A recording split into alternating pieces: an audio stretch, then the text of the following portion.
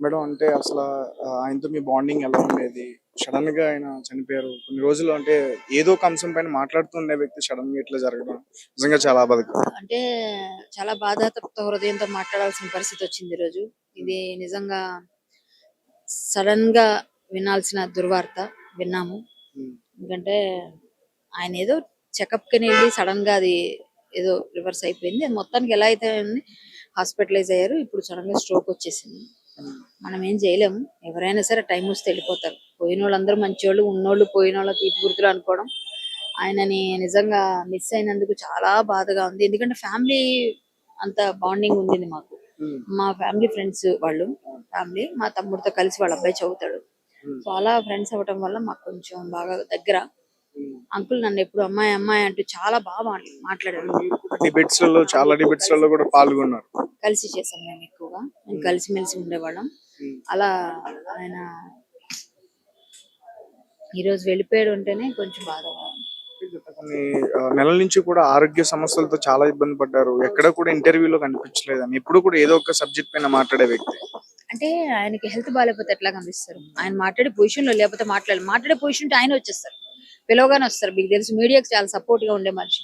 So అలాంటి వ్యక్తి sudden గా ఇలా అవుతుందని ఎవరు అనుకోరుగా.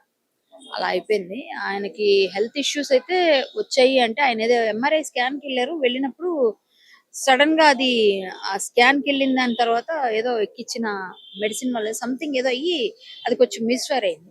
ఆ తర్వాత ఆయన కొంచెం మాట్లాడలేని స్థితిలో ఉన్నారు.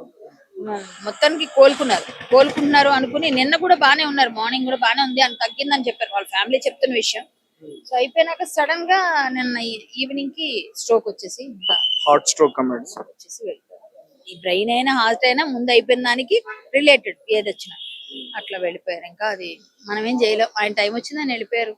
కాకపోతే ఆయన డిబేట్లు అని మన దగ్గర వదిలేశారు. మనకు అన్ని ఇచ్చిన అతను పంచినవన్నీ మనం అప్పుడప్పుడు చూసుకొని చిట్టి గారు అని అంతకంటే ఏం చేయలేం. ఏ విషయం ఉన్నా కానీ పొలిటికల్ గా లేకపోతే ఏదో స్ట్రైట్ ఫార్వర్డ్ మాట్లాడతారు. మంచి స్ట్రైట్ వాయిస్, స్ట్రైట్ క్వశ్చన్ చేసే వాయిస్. అది ఈ రోజు మనకి మూగబోయింది ఆ గొంతు, అంతే. సరే, ఏది ఏమైనా ఆయన ఆత్మకి శాంతి చేకూరాలి, బాగుండాలి. ఆయన ఆయన వాళ్ళ ఫ్యామిలీ బాగుండాలి, మంచిగా ఉండాలి.